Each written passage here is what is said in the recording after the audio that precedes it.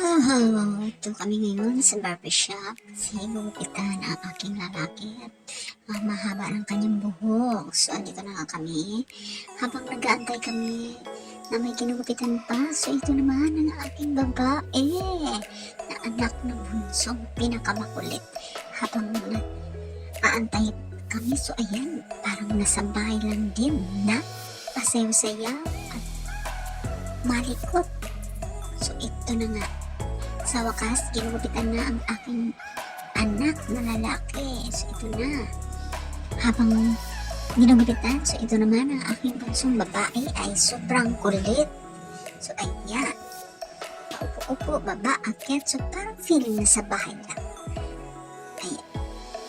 Malapit nang patapos ang kanyang kuya. Ayan, may pasayaw-sayaw pa si baby.